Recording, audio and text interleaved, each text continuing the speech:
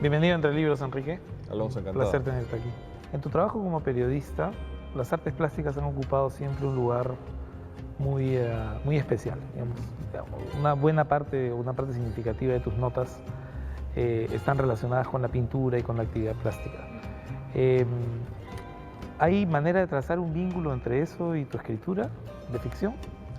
A ver, llevo 20 años de escritor y 20 años de periodista cultural. Fue una cosa graciosa porque entré a trabajar en el diario El Sol en el año 96 y ese mismo año presenté mi primera novela. Y entonces yo no sé qué cosa pertenece a uno y qué cosa pertenece al otro, ¿no? Es parte de la vida estar permanentemente inquiriendo sobre artes plásticas, tanto en el trabajo de periodista Como en el de ficción. como en el de ficción, porque la reflexión sobre el arte también creo que ha sido un tema en lo que escribo de ficción.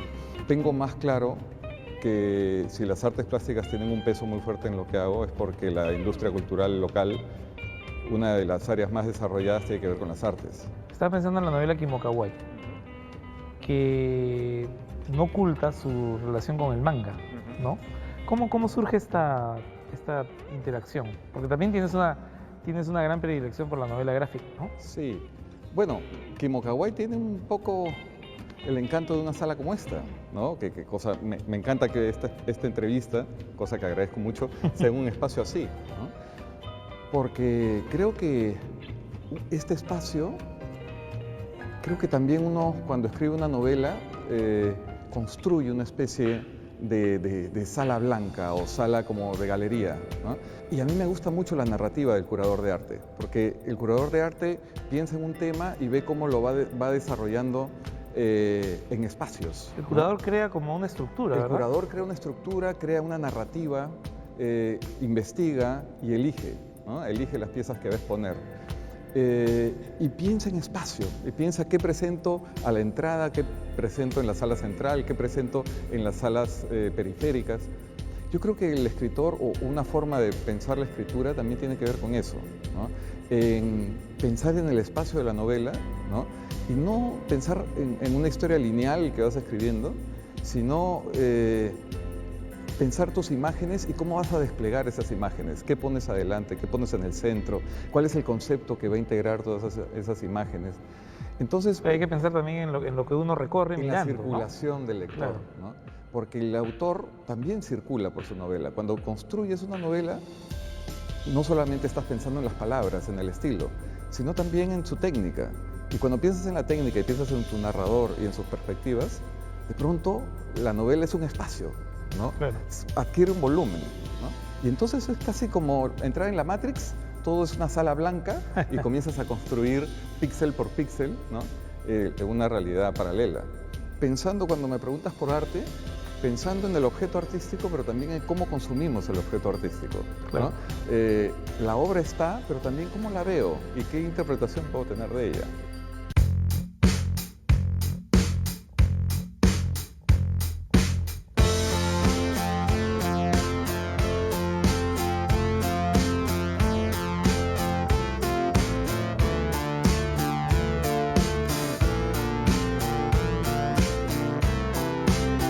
Normalmente cuando uno piensa en los escritores, piensa en personas un poco apartadas del mundo, que muestran tal vez su costado más artificial a través de ficciones, o que se muestran en todo caso enmascarados. Pero estoy pensando en el último libro que has publicado, Demasiada Responsabilidad. Un escritor suele mostrarse como escritor, como lector, pero creo que muy pocas veces se muestra en una dimensión tan cotidiana como la de la paternidad. ¿Cómo nació la idea de hacer un libro tan impúdico? Vamos a usar esa palabra. Es un libro más que impúdico, creo que no tiene distancia. Lo que pasa es que cuando uno escribe una novela piensa en un narrador y el narrador cuenta la historia. Claro. Y creas con el narrador una distancia que te es muy útil para corregir o para entender lo que estás haciendo. Pero este libro tiene otra dimensión. Se gestó por una urgencia periodística. Hubo un rediseño en el periódico y en la contraportada se pensó en dividir la página en una crónica y en una columna, ¿no? Y entonces se buscó colaboradores para esa columna y me pidieron participar de ella.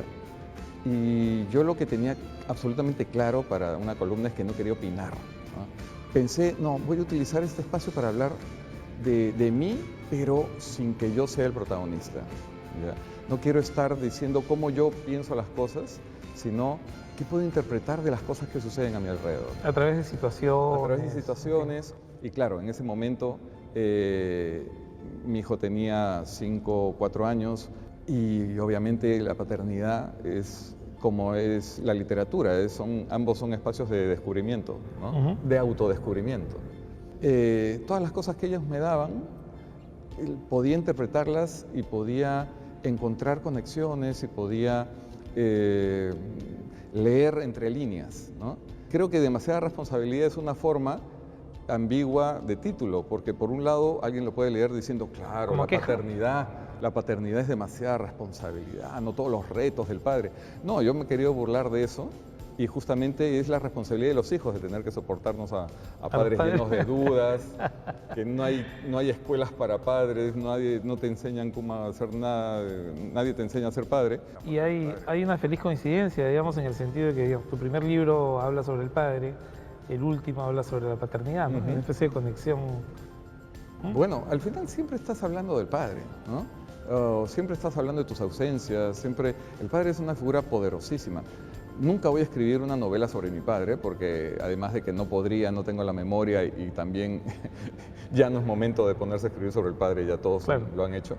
Pero por ejemplo, lo próximo que estoy escribiendo es una novela, Kimokawaii Ultra 7 es un personaje importante. Aquí estoy escribiendo sobre James Bond, ¿no? Bueno, nada menos. Y James Bond es la única película que yo iba a ver con mi padre. Hablar de un dibujante japonés sobre James Bond me sirve para hablar sobre mi propio padre. Es una manera de canalizar y de proyectar esos, a mí me gusta mucho cuando fantasmas del pasado, digamos. A mí me gusta mucho cuando la ficción te obliga a tomar distancia, a decir que no eres tú, pero al final siempre estás hablando de ti mismo.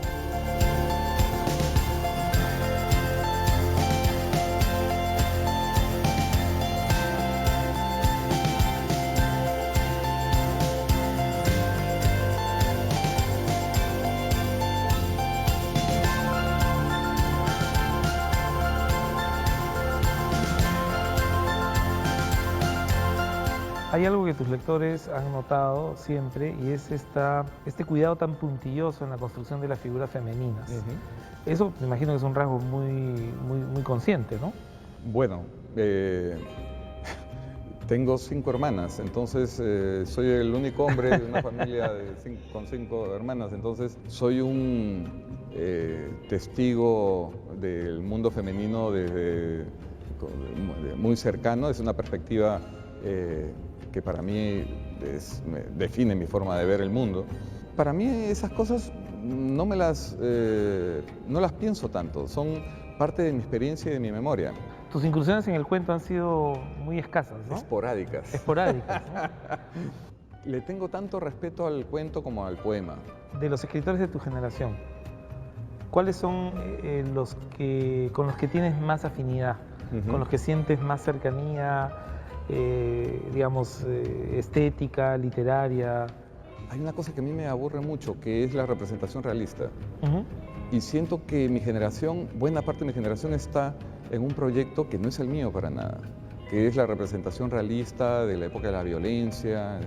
Me parece todo tan obvio que yo he querido escribir sobre la violencia muchísimo, pero escribiendo sobre los monstruos Ultra 7. ¿Ya? Para mí escribir sobre los monstruos Ultra 7 es el gran símil para hablar de mi momento, ¿no? Para hablar de mis miedos y mis frustraciones y el coche bomba que reventó a la vuelta de mi casa hace 20 años, ¿no? Pero la representación directa no me llama la atención.